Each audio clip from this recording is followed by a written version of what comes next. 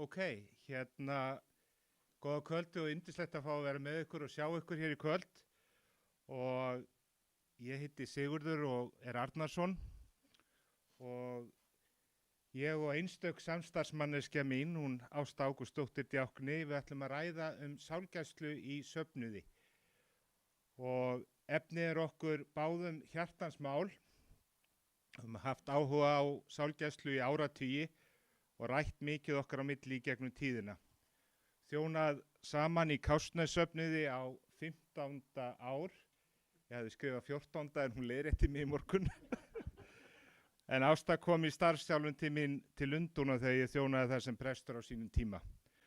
Og með tíð og tíma höfum við komið okkur upp ákveðnu vinnuferli og fyrirkomulagi í sálgæslunni og samvinnu sem Ásta ætlar að fara betur yfir á eftir. En hvað er sálgæsla og hvað er söfnuður? Í innri samþykktum þjóðkirkjunnar þá segir meðal annars að sókn er grunneining þjóðkirkjunnar og vettvangur þjónustu hennar á hverjum stað fyrir sig. Hún er félag þess fólks innan þjóðkirkjunnar sem myndar söfnuð, þar sem fagnaðarerindi er boðað og sakramentinum hönd höfð og fólk leitast við að lifa samkvæmt boði Jesú Krists. Og söfnurinn boðar návist Guðs í lífi fólks og að náð Guðs stendur öllum til boða. Söfnuðurinn veitir skilyrði til vaxtar og þroska í trú, von og kærleika í daglegu lífi og störfum. Og skipulag þjóðkirkjunnar birtir að hún er líkami Krists og farvegur návistar hans meðal mannana. Og sóknarskipan þjóðkirkjunnar felur í sér að kirkjan á erindi við þjóðina alla og þar er engin undan skilin. Og frumskylda sóknar er helgihald, kærleiksþjónusta og fræðsla sem nærir og eflir trú sem starfar í kærleika. Sókn hún er landfræðilega afmörkuð stærð þar sem einn eða fleiri vígðir þjónar þjóna. Og sókna og sjá til þess að sóknarbörn njóti sálgæslu, umhyggju og stuðnings á lífsgöngunni og í aðganga sálgæslu í samtali, predikun, sakramentum og fyrirbæn. Og í vígslubréfi segir að prestur eigi meðal annars að vera til aðstoðar í sálur hjálpar efnum, einslega og opinberlega. Og í vígslubréfi djákna segir, djákni á að vera tákn Guðs elsku og þjóna Kristi í náunga sínum, standa vörðum réttindi fólks og vera við hlið þeirra sem minna mega sín. Hann á að leitast við að hughreysta sjúka og sorgbitna og vera til liðsinnis eftir því sem færi gefst og kraftar hrökkva til. Ok, drögum þetta aðeins saman. Við höfum semst að þjóna sóknarfólki á eins faglegan og góðan hátt og undir í trú, von og kærleika. Og það getur nú þýtt ýmislegt. En það er gagnlegt að spyrja sjálfan sig að því hvar er styrk minn að finna og sérstaklega, ekki síst þegar vanmáttur segir til sín og svo manneskja sem veit sjálf hvar hún stendur í þessum efnum á yfirleitt betra með að skilja og virða ólík sjónarmið. Ég var spurður fyrir 2 árum síðan að spurningu sem ég hélt bara hreinlega allir vissu svari við og ég var mjög hissa að fá þessu spurningu og svaravant og mér verður nú ekkit oft svaravant. En spyrjandinn var þá verðandi fermingabarn, englagur, nú er ég búinn að kjafta þetta var strákur, en englagur og skemmtilegur og kröftugur. En hann og fermingabörnin hefðu komið í heimsókn í starf eldra fólks í söfnuðunum og fengu þar fræðslu og svo var veglegt kaffi hlaðborð á eftir og var þetta hugsað sem hluti af fermingafræðslunni og þau skiptu sér niður á borðin fermingabörnin og komu svo með eldra fólkinu upp að hlaðborðinu og fengu snittur og ýmislegt annað kruður í. Og þarna stóð hann blessaður og klóraði sér í höfðinu, einlægur og frábær og spurði mig svo Siggi, hvað er brauðterta?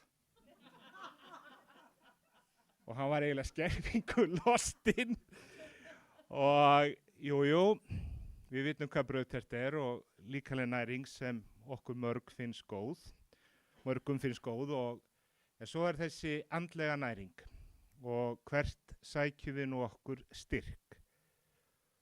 Og það var gamall prestur og ég held að sagan eigi við séra Jakob í Hallgrímskirkju sem sagði eitt sinn að sálgæsla fælist í 3 atriðum: að hlusta, að þegja og tala aðeins eftir atvikum.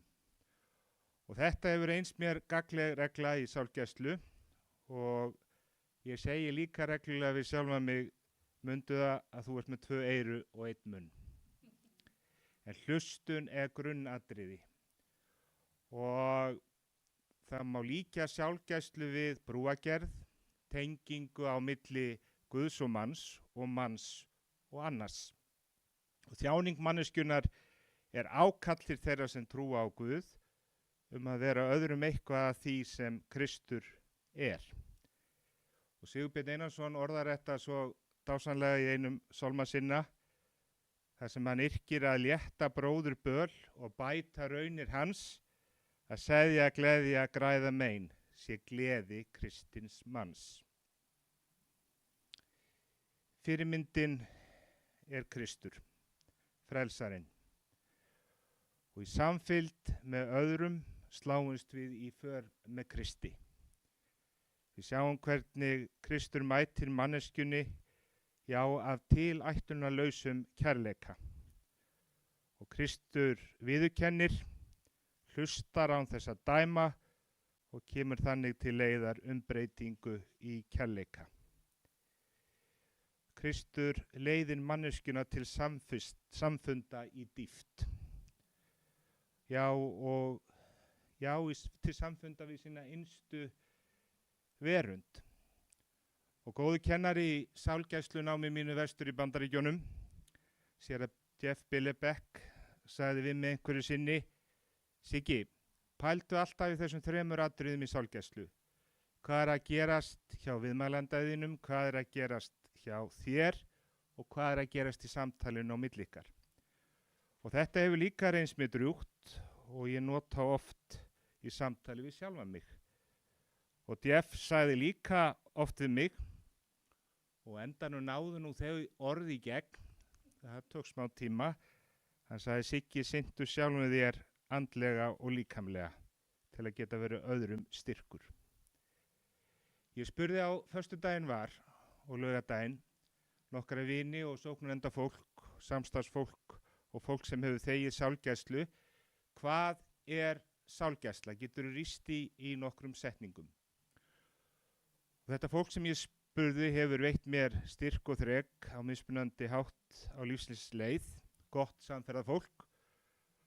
Og það sem var svo merkilegt við þetta, að langflest þeirra, 90%, voru búin að svara innan við 2 klukkutíma eftir að erindi barst til þeirra. Og það finnst mér merkilegt. Fólk lætur sig málið varða. Og hér sjáum við nokkur svör og ég með þetta líka hérna á blöðum, ég ljósritaði nokkur blöð, þið getið tekið það, ljósrita báðum einn, þannig að þið getið séð þetta. Þarna kemur fólk úr ýmsum áttum, það aðstendendur, það aðili í sóknarnefnd, það prestur og starfsmaður í heilbrigðisþjónustu, það heilbrigðisstarfsmenn og svo hér neðst heilbrigðisstarfsmaður með guðfræðimenntun. Þetta eru djúp og áhrifarík og athyglisverð svör og fyrsta svarið sem kom svona: það fyrsta sem dettur í hugar að vera til staðar og hlusta. Ómetanlegt að vita af einhverjum sem þú getur leitað til hvenar sem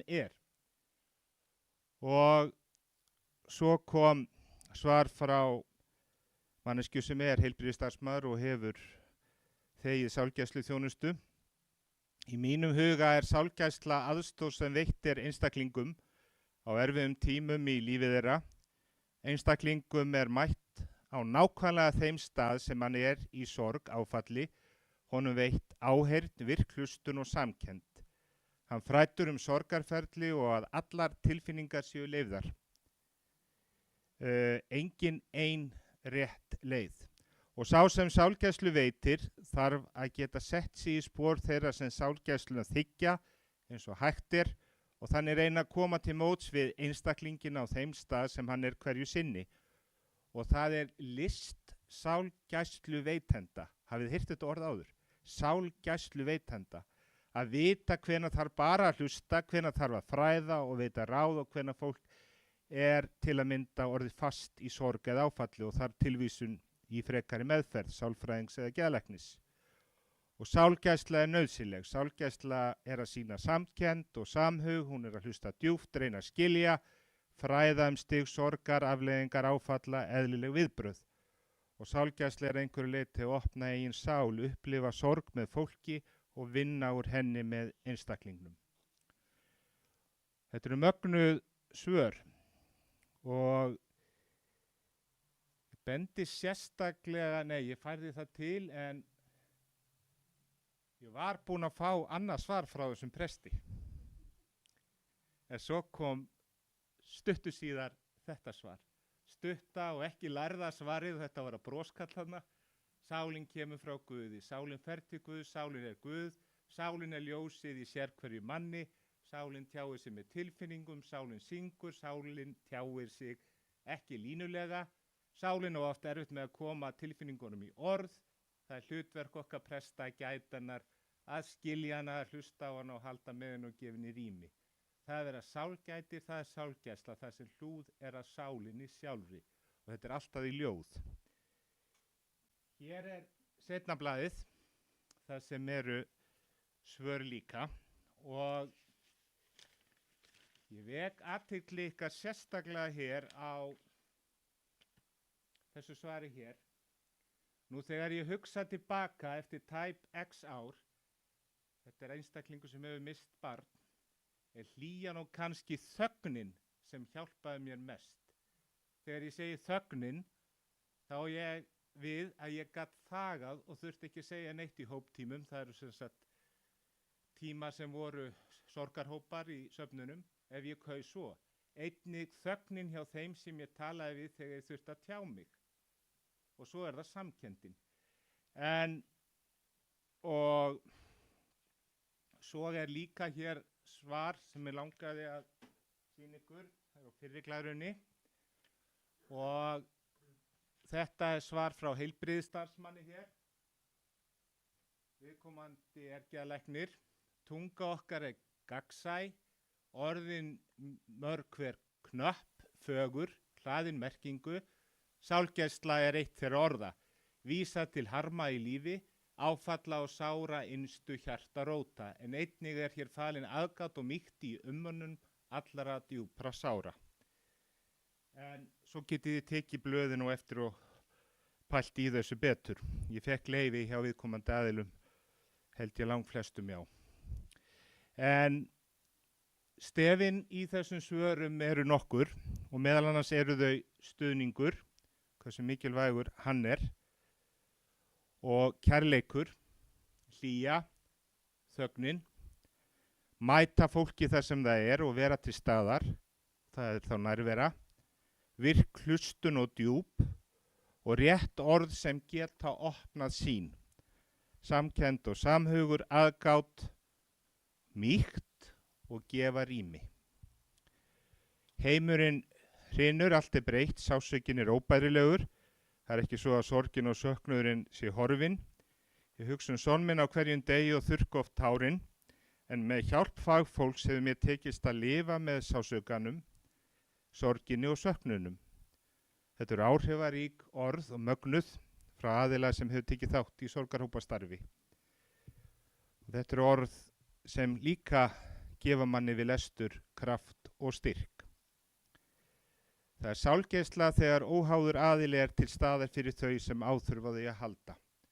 Hlustar og dæmir ekki og öll erum við nú mismunandi en sumt fólk býst við að geta rætt við presta og djákna erfiða hluti og flókna sem á því hvíla.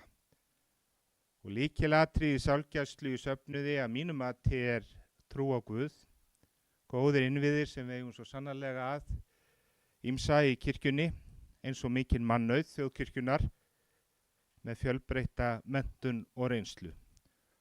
Og sálgæsla er fallegur, göfugur og nauðsynlegur hluti af því að vera manneskja. Og yfir til þín. Ég bað hann að lána mér bókina áðan, því mér finnst ég virðulegri með bók en ég sagðist lofa að stela ekki ræðunni hennar. Komið sæl og blessu, ég er ekki alveg svona hávaxinn, býttu nú við svona. En mér langaði aðeins að fara yfir ykkur með það hvernig við vinnum í Kópavogskirkju, hvernig sálgæslu er háttað í Kópavogskirkju. Heyrist ekkert, þarf ég að koma nær? Þú veist þeir sem er að hlusta. Já, heyrir í mig núna? Gott. Ég ætla að fá að lækka þetta aðeins, mér finnst ég ansi, svona. Þetta í lagi? Já, leðilegt að vera með þetta í nefinu. En spurningin er, hvernig vinnum við í Kópavogskirkju og af hverju gerum við hlutina með þeim hætti sem við gerum en ekki öðruvísi? Okkur langar aðeins að fá að bregða ljósi á það hvernig við vinnum sálgæslu í okkar söfnuði. Okkar leið er ekki betri heldur en annar staðar, ekki verri heldur. Þetta er okkar leið og hún hentar okkur vel og við erum örugg í henni. Það er nefnilega svo mikilvægt í þeim störfum sem við sinnum að við finnum til öryggi hjá okkur sjálfum þegar við sinnum þeim. Ég held að það sé engin ein rétt leið til að sinna sálgæslu. Við höfum þekkingu okkar og reynslu, innsæi, áhuga fyrir fólki og velferð þess og að sjálfsögðu Guð almáttugan með okkur. En áður en að ég held lengra þá ætlaði ég að fá að kynna okkur aðeins. En séra Sigurður sem talaði hérna áðan, hann útskrifaðist frá Háskóla Íslands árið 1994 með cand.theol.próf og vígði síðan til Grafarvogsprestakalls árið 1995.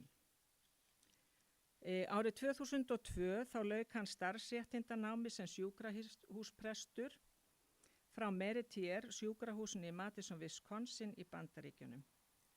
Síðar var hann prestur Íslendinga í Bretlandi og þjónaði meðal annars í Luxemborg og hann hefur verið sóknarprestur í Kópavogskirkju frá 2009. Ég sjálf er djákni í Kópavogskirkju og þar hef ég starfað frá 2010 og var við 2011 sérstaklega til að sinna sálgæslu í söfnuðinum. Ég útskrifaðist 2007 frá Háskóla Íslands með BA-prófi guðfræði af djáknaleið og meðan á námi mínu stóð í háskólanum þá tók ég meðal annars klínist sálgæslunám sem ég segi alltaf að hafi verið með því betra sem ég gerði í háskólanum og eitt það gagnlegasta sem ég hef gert. Síðan lauk ég diplómanám í sálgæslufræðum frá Endurmenntunarstofnun Háskólans 2012. Og undanfarið 5 ár þá hef ég verið formaður hópslysanefndar Þjóðkirkjunnar og sitt sem slík í samráðshópum áfallamála á landsvísu og við sitjum bæði í ráðshóp Kópavogsbæjar sem er ráðgjafahópur áfallamál á sveitarstjórnarstigi. Ásamt séra Guðmundur Kalli Brynjarsinni sem er sóknarprestur hér í Lindakirkju og við finnum gríðarlega fyrir því hversu mikilvægt það er að kirkjan eigi fulltrúa þar og hversu sjálfsagt og mikilvægt þeim sem vinna hjá bæjarfélaginu finnst það líka. Og þegar áföll hafa orðið hér í bænum þá fáum við iðulega símtöl og þar sem við erum í rauninni beðin ráða og beðin að vísa málum áfram. Og það sem við getum gert er að vísa málum þá í rétt prestakall til dæmis, að það sé ekki bara hver sem er að fara inn í aðstæður vegna þess að við byggjum okkar starf á sóknum og að það sé þá prestur sem kemur til með að sinna viðkomandi áfram. Já, það er nú bara síðast núna í dag sem við fengum slíkt símtal.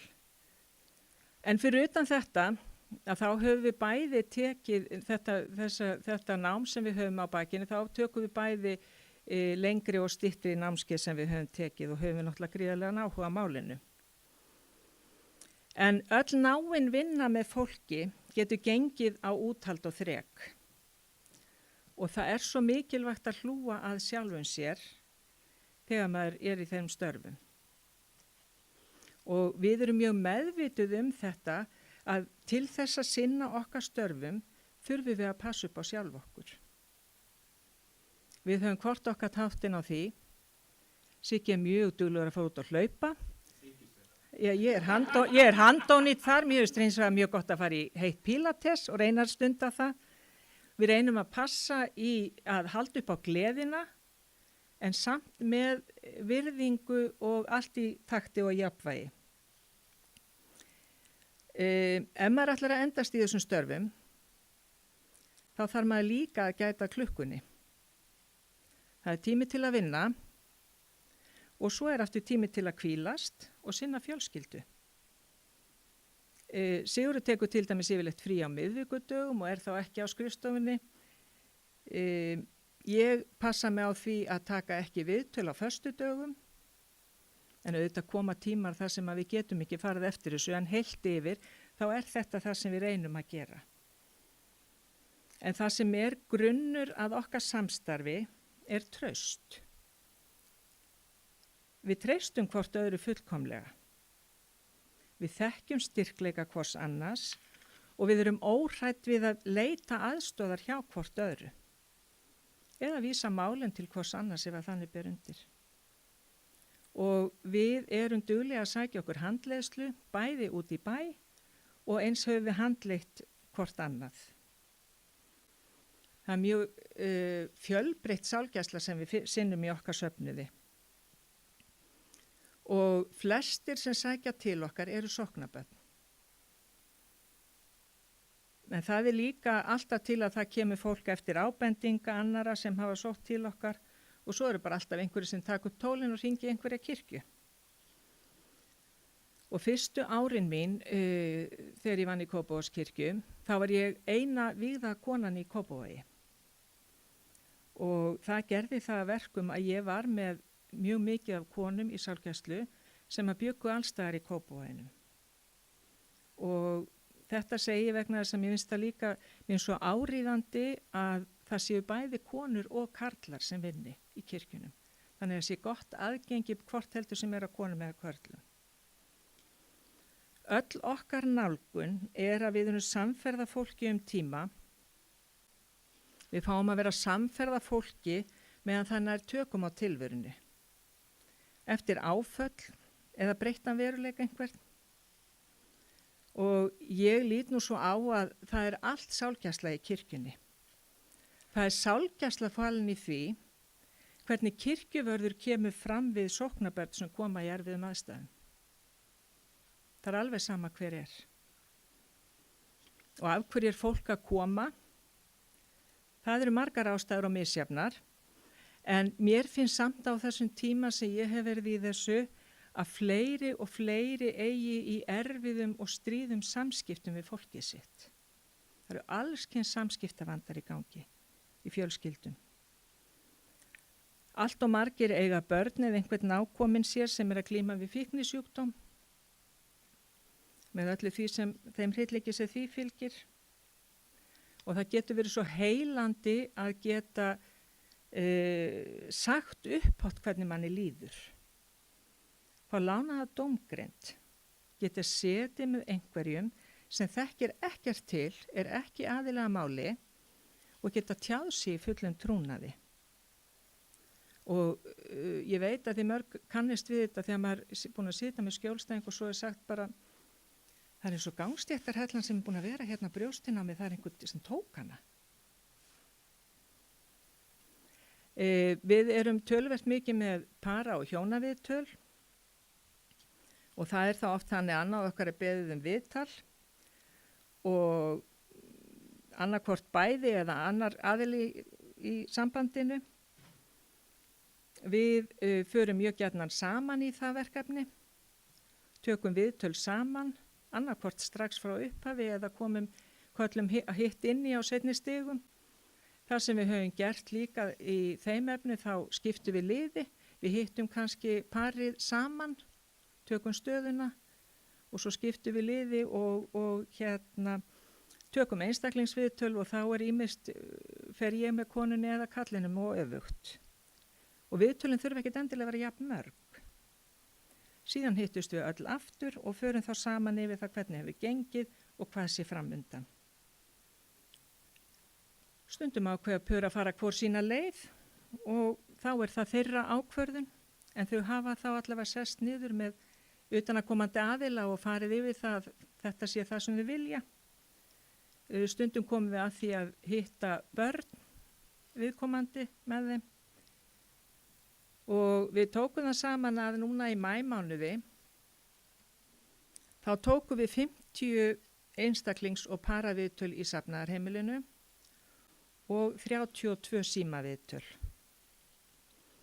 En mér langar að segja ykkur aðeins frá námskeiðum eða samveru með syrgjendur sem við höfum verið með í svefninu frá því 2011 sem var verið að vísa í hérna. Við erum búin að vera með 20 hópa á þessum tímum. En því miður hafa aðstæður hagað því þannig að við höfum ekki haft tök á að hafa hóp frá því í COVID, en það stendur allt í bóta. Við höfum ýmist verið með kynjaskipta hópa og þá hef ég fylgt konunum eftir og Sigurður hefur fylgt körlunum eftir. Síðan höfum við verið með hóp með ungu fólki, 16 til 32 ára var það ekki. Við höfum verið með blandaðan hóp með konum og körlum. Það komu óskir frá hjónum sem vildu fá að vera saman í hópum og þá höfum við leitt þessa hópa saman. Það eru bara þessi kynjaskiptu hópar sem við erum með 1 og 1. En við erum oft spurð af hverju þið með kynjaskipta hópa? Okkur finnst það bara kemur vel út fyrir okkur. Það engin sérstök ástæða önnur fyrir því. Okkur finnst það virka. Það eru mun fleiri konur alltaf sem óska eftir að fá að koma í sorgarhóp og það bara munur á konum og körlum og já, það engin djúp rannsókn sem hefur átt sér stað fyrir þessu en þetta eitthvað sem okkur finnst ganga vel. En í hverju hópi eru þetta 7-10 manns og eru á öllum aldri, allt frá 24 í það sem voru ekki unga fólkið og alltaf 94 var elsti einstaklingurinn sem var hjá okkur. Við viljum helst ekki hafa hópin mikið stærra en þetta, af því það erfiðar að hafa góða sýn yfir hópin og það líka minni tími fyrir hvern og einn til að tjá sig.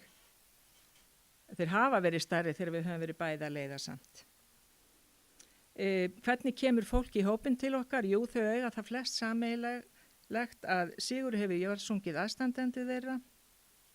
Útförin fari jafnvel fram hjá okkur. Það kom alltaf ábendinga frá vinum og vinkonum og frændum og frængum. Og svo eru alltaf einn og einn sem að tekur upp síman og hringir. Stærsti hluti þeirra sem sækja þetta starf, það fólk það eru sóknarbörn. Yfirgnæfandi meiri hluti eru sóknarbörn. Sem eiga það sameiginlegt að hafa mist einhvern nákominn, maka, börn, foreldra, systkini og það líða að jafnaði 3 mánuðir frá andláti að þangað til fólk kemur í hópin. Og við upplifum það mjög ofta þeir sem að koma og taka þátt í hópastarfinu að það koma upp einhverja gamla sorgir eða gömul áföll líka sem að eru unni með. En í praktísku hluti þá hittust við allt í allt 8 sinnum. Fyrst hittust við 1 sinni í viku í 6 vikur. Tökum okkur nokkra vikna hlé, alveg 4 til 6 vikna, stundum meira, stundum minna og þá hittust við aftur 2 í viku eftir viku. Ástæða þess að við tökum okkur hlé að þá förum við aðeins frá sorgarvinnunni og svo komum við að því aftur. Það getur verið einhver ný sýn sem að vaknar eða það einhverja spurningar sem kvikna hjá fólki. Þetta bara eitthvað sem heimasmíða hjá okkur og okkur finnst þetta virka og þetta gefur gengið vel svona. Og já, tökum okkur aðeins hvíld og komum svo aftur að.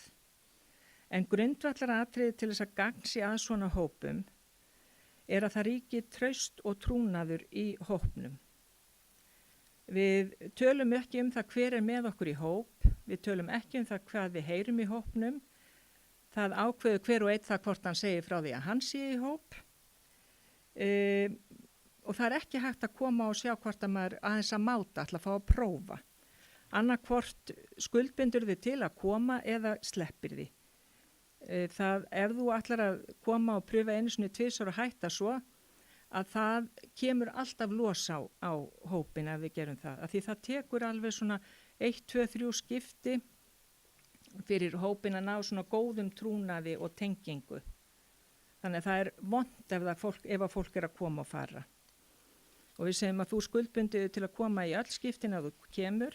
En þetta geta allir fengið flensu þið vitið og ef nú ekki alveg svo.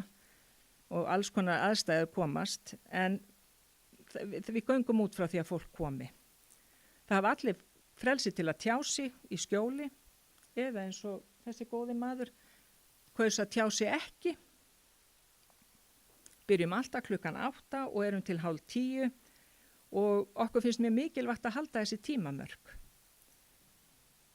En eins og í öllu sem við erum að gera þegar við erum að vinna með fólki að það eru alltaf undantekningar. En það eru líka undantekningar. Tökum kaffihlé í 10-15 mínútur og þá tölum við um eitthvað allt annað. Gosið, hálkuna, veðri, rigninguna, hvað sem er.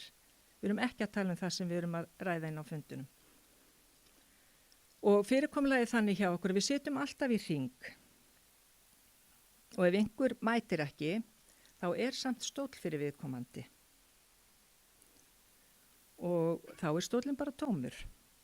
Ég byrja alltaf á bæn og við tendrum á kertum og við kveikjum á kertum fyrir þá sem við minnumst og eins ef einhver er ekki þá kveikjum við á kertum fyrir viðkomandi.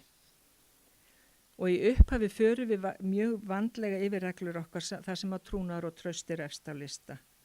Og við höfum aldrei fengið fregnir af því að einhver hafi rofið þennan trúnað. Tala hver eins og hann vill og þarf enginn að tala og bara einn í einu. Og látum þetta ganga fyrir og þetta eru reglurnar okkar. Við styðjumst við bók séra Karls Sigurbjörnssonar til þín sem áttum sárt að binda og við lesum hana saman og tölum um viðfangsefni hvers kafla. Við erum alltaf undirbúin fyrir hverja samveru. Hvað við ætlum að lesa, stundum eru slökunaræfingar, stundum lesum við ljóð, við tölum um þau, við erum með hugleiðingar, en það er grundvallar atrið að vera undirbúin.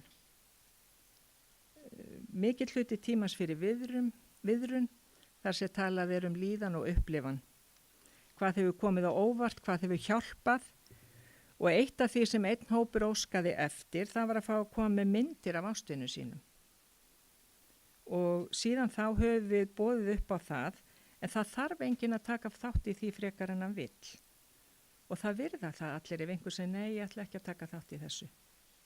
En það er yndislegt að fylgjast með samt svona, ég veit ekki hvað tilfinning er það er svona gleðin og stoltið og að geta sýnt myndirnar af fólkinu sínu sem að, já, þannig það eru yndislega stundir. Við ljúkum alltaf á kvöldi með stuttri hugleiðingu eða með því að lesa texta eða ljóð sem okkur finnst geta talað inn í aðstæður, verið hvatning og uppörfun og síðan ljúkum við með bæn.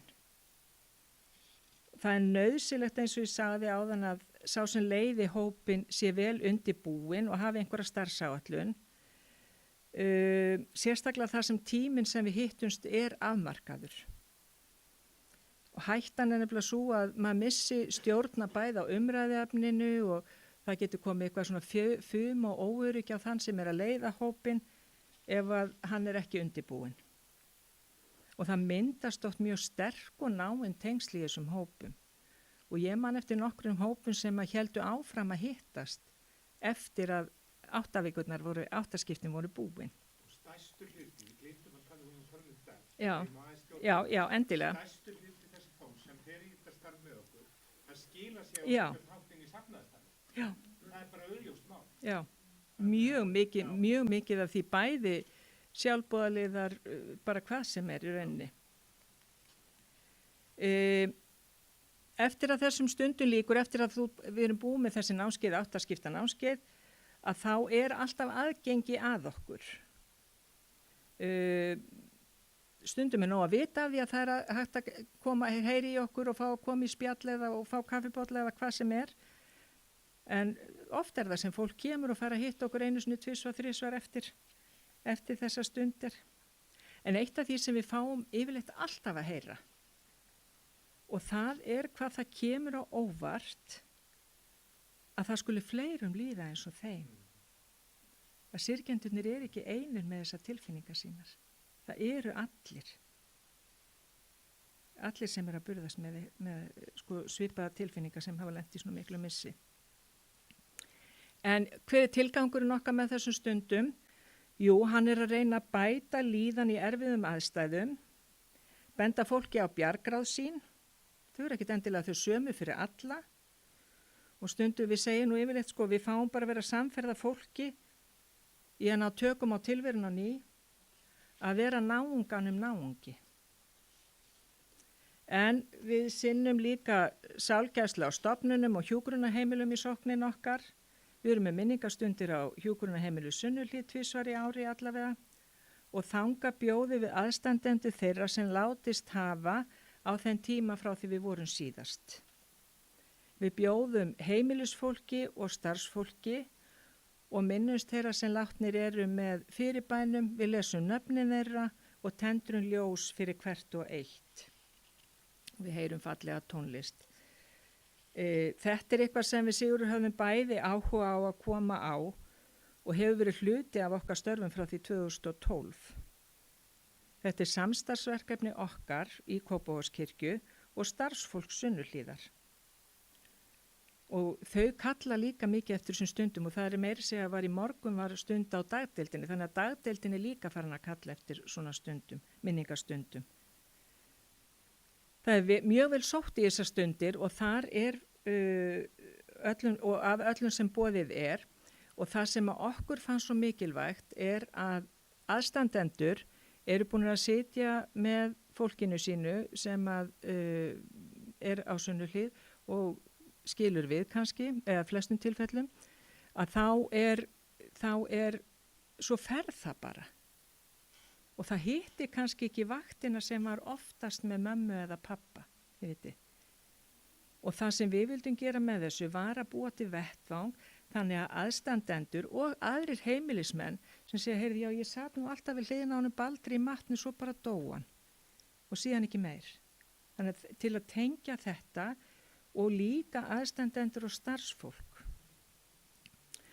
Og þá er líka, semst eftir þessa stund, þetta er ekkert langa stundir, en þá er boðið upp á kaffisópa og spjall sem Sunnuhlíð býður upp á. Og það er, mér finnst þetta hafa verið feiki vel sótt. Við förum reglulega í vitjanir eftir ábendingar frá starfsfólki Sunnuhlíðar og við tökum fjöldamörg sálgæslu samtöl þar. Við erum líka kölluð til þegar þungir atburðir hafa verið í starfsmannahópnum. Við heimsækjum íbúðakjarna í sókninni og stofnanir þegar erfiðar aðstæður hvað hafa komið upp, eins og til dæmis við andlát íbúa. Og það er svo mikilvægt og dýrmætt að eiga traust og trúnað og samstarf þeirra stofnana sem eru í sókninu okkar og heimilana. Þar búa líka okkar sóknabörn á þessum íbúðakjarnum. Það eru sóknabörnin líka. Ég ætlaði bara aðeins að fara yfir allra heilara messu. Þá bjóðum við alltaf sérstaklega til aðstandenda þeirra sem prestar Kópavogskirkju hafa jarðsungi á liðnu ári og við bjóðum þau sérstaklega velkomin til messunar þar sem við byggjum með nafni fyrir þeim sem létust á árinu. Við tendrum ljós í minningu þeirra og við erum oft beðin að lesa fleiri nöfn sem við að sjálfsögðu gerum. Eitt af því sem við gerum er að setja upp lista með nöfnum allra þeirra sem beðið verður fyrir í andirinn á kirkjunni hjá okkur. Og þegar kirkjugestir mæta, þá erum við með nokkra kirkjuverði sem að á fallegan og nærgætin hátt biðja gesti að skoða og athuga hvort að nafn aðstandandans sé ekki örugglega á listanum og það sé ekki örugglega rétt skrifað og ekkert hafi fallið út. Þannig að það finnst okkur gríðarlega mikilvægt og sem betur fyrir hefur við ekki lent í því ennþá. En það er svo sárt að koma og nafnið þetta ekki. Þannig að við reynum að gera allt sem við getum til að koma í veg fyrir það. Og við lítum á allra heilaramessu sem sálgæslu. Við þjónum alltaf 2 eða 2 og eftir messu þá bjóðum við upp á kaffi í safnaðarheimilinu og þar erum við með erindi sorg og sorgaviðbrögð. Annað okkar predikar og hitt með fræðslu erindið. Oft hefur verið óskað eftir viðtölum eða að komast í sorgarhópa eftir þessar stundir í safnaðarheimilinu. Það er sálgæsla í bænastundunum í kirkjunni. Þar sem okkur er treyst fyrir mörgum bænarefnum og við byggjum fyrir þeim. Bænastundirnar okkar eru einu sinni í viku yfir vetramánuðina. Það er kannski ekkert óskaplega stór hópur sem sækir bænastundirnar, en hann er afskaplega trúfastur. Og við finnum hvað stundirnar eru þeim mikilvægar. Og það er líka sálgæsla í þessu hefðbundna helgihaldi hverjum sunnudegi. Það er sálgæsla í predikuninni. Hún veitir von. Hún getur hreyft við okkur huggað og snert okkur með þeim hætti að við hugsum meira náungan. Takk fyrir. Þú ætlar að halda klára.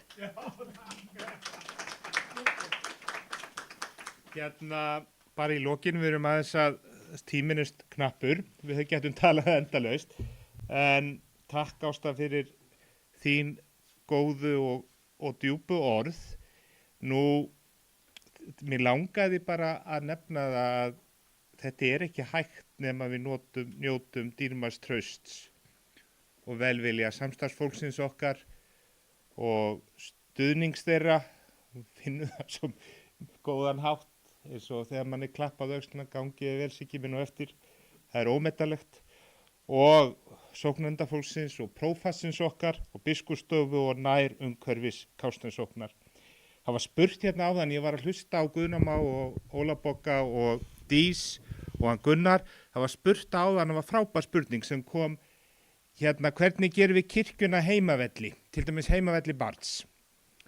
Og við erum að fá á hverju hausti fermingabörnin og það kom fermingahópur í fyrra og það átti víst að vera öflugasti hópur sem hefur verið í Kársnesskóla áraraðir. En þau voru yndisleg. Og svo er hópur komið núna og það þarf að hafa meira fyrir honum að því hann er ekki eins kirkjuvanur og við fórum að skoða hver er munurinn. Og munurinn er sá að árgangurinn í fyrra þar dó einn nemandi í 5. bekk. Og við höfum unnið með sorgarstundir og bæði fyrir starfsfólksskólans, fyrir nemendur í 5. bekk og foreldra og fyrir nemendur og foreldra í 10. bekk og sér að Sjöfn komin í þetta starf með okkur og Ásta þegar Sjöfn var að þjóna og það var stór munur. Þarna voru þau vissu alveg hvað við vorum að gera. Og þetta var magnað. En svo kom móðir þessa nemenda sem lést eftir 9 mánaða baráttu við krabbamein í heila og gaf mér jólagjöf fyrir jólin og þessi jólagjöf er komin upp á vegg á skrifstofunni minni. Og mér langar að gera þessa jólagjöf á lokaorðum hér. Gleðin. Gleðin er falleg. Ég vil taka það fram að nemandinn er 11 ára og hún vissi að það væri ekki hægt að gera meira fyrir sig, læknisfræðilega, þegar hún skrifar þetta ljóð. Gleðin er falleg, allir elskana, því hvernig sem hún verður alltaf hjá þér. Stundum kemur sorgin, en það er allt í lagi því hvernig sem hún verður alltaf hjá þér. Svo brostu svo bjart, fyndu gleðin að koma, því hvernig sem hún verður alltaf hjá þér. Og við þessu er ekkert annað að segja en amen. En hérna, við erum búin að fara vel og hressilega yfir, þannig að við erum hérna frammi. Ef eitthvað er. Takk fyrir innilega.